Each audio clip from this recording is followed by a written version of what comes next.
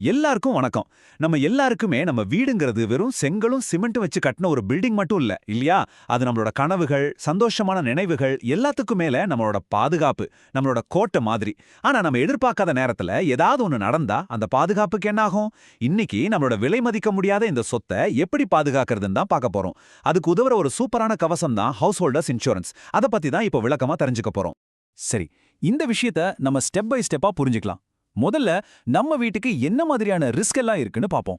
அப்புறம் அதுக்கு என்ன பாதுகாப்பு இருக்கு, அந்த இன்சூரன்ஸ்ல என்னெல்லாம் கவர் ஆகும், எது கவர் ஆகாது, ஒருவேளை கிளைம் பண்ணணும்னா என்ன செய்யணும், கடைசியா இது எல்லாத்துக்கும் மேல இது எப்படி நமக்கு ஒரு நிம்மதியை கொடுக்கும். இப்படி 5 பகுதியா பிரிச்சு ஒன்னொன்னா பார்க்கலாமா?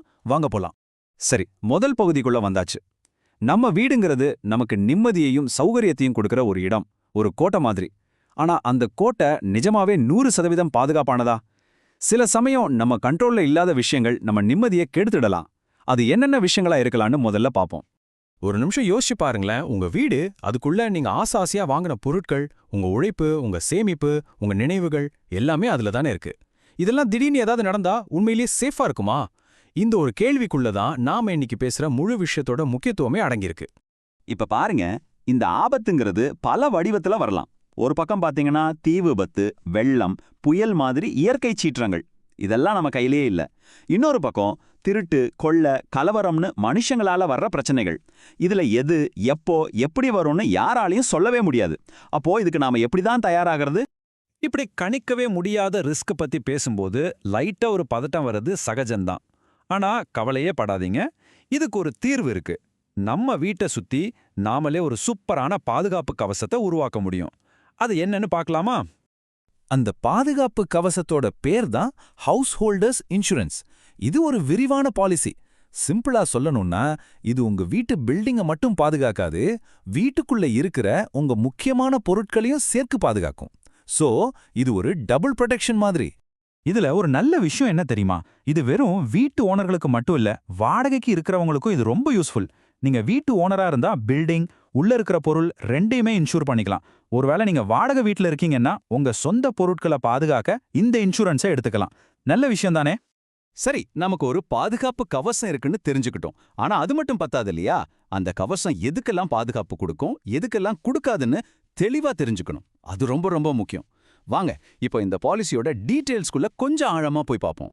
சிம்பிளா ஒரு ஓவர்வியூ சொல்லணும்னா, பொதுவா நடக்கக்கூடிய இயற்கை சீற்றங்கள், திருட்டு மாதிரி விஷயங்கள் எல்லாம் இதுல கவர் ஆயிடும். ஆனா போர் மாதிரி ரொம்ப அசாதாரணமான சூழல்கள், இல்லனா நாமளே வேணும்னு பண்ற சேதமெல்லாம் இதுல வராது. வாங்க இன்னும் கொஞ்சம் விளக்கமா பார்க்கலாம். இப்ப பாருங்க, இதுல என்னெல்லாம் கவர் ஆகுதுன்னு. உண்மையிலேயே ரொம்ப விரிவான லிஸ்ட் இது.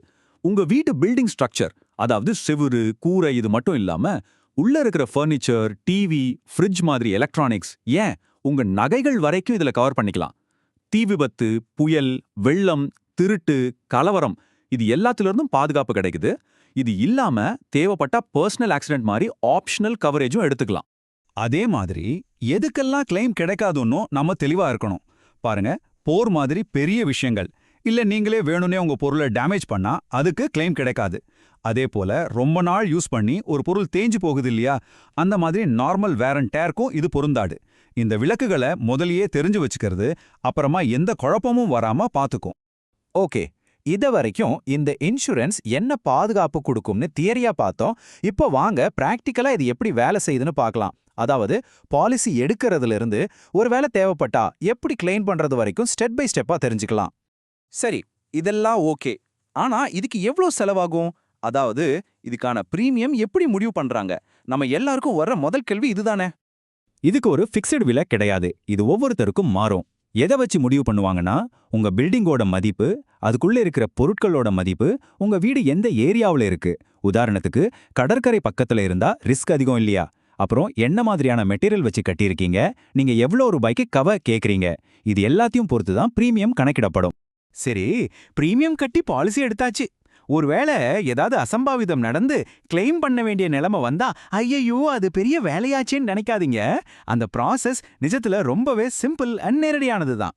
இந்த 4 ஸ்டெப்பு தான். முதல்ல நடந்த விஷயத்த உடனே உங்க இன்சூரன்ஸ் கம்பெனிக்கு தெரிவிக்கணும். ரெண்டாவது, கிளைம் ஃபார்ம் கூட தேவையான டாக்குமெண்ட்ஸ், அதாவது போட்டோஸ், பில்ஸ், ஒருவேளை திருட்டுன்னா போலீஸ் ரிப்போர்ட், இதையெல்லாம் சப்மிட் பண்ணணும். 3வது ஸ்டெப்ல ஒரு சர்வேயர் நேர்ல வந்து சேதத்தை மதிப்பீடு செய்வார். கடைசியா அவரோட ரிப்போர்ட் அடிப்படையில உங்களுக்கு கிளைம் தொகை கிடைச்சிடும். பாத்தீங்களா, ரொம்ப தெளிவான ஒரு ப்ராசஸ். இப்போ நாம கடைசி பகுதிக்கு வந்துட்டோம். இதுவரைக்கும் நாம பார்த்த எல்லா விஷயங்களையும் ஒன்னா சேர்த்து பார்க்கும்போது இது நமக்கு கொடுக்கிற முக்கியமான நன்மை என்ன, அத பத்தி தான் இப்ப பேச போறோம். இதுல கிடைக்கிற பணத்தை விட இல்ல மத்த எந்த பலனை விடவும் இந்த இன்சூரன்ஸ் நமக்கு கொடுக்கிற ஒரே ஒரு முக்கியமான விஷயம் மன அமைதி.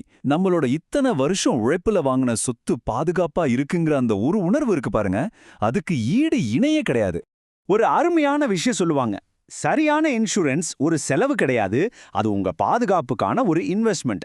இத ஒரு செலவா பார்க்காம உங்க குடும்பத்தோட பாதுகாப்புக்காகவும் உங்க நிம்மதிக்காகவும் நீங்க செய்யற ஒரு இன்வெஸ்ட்மெண்ட்டா பாருங்க. கடைசியா இந்த ஒரு கேள்விய உங்ககிட்டயே விட்டுட்டு போறேன். உங்க மன அமைதிக்கு நீங்க என்ன விலை கொடுப்பீங்க? கொஞ்சம் யோசிச்சு பாருங்க. உங்க வீடு, உங்க குடும்பத்தோட பாதுகாப்பு உங்க கையில தான் இருக்கு. சிந்திச்சு ஒரு நல்ல முடிவு எடுங்க.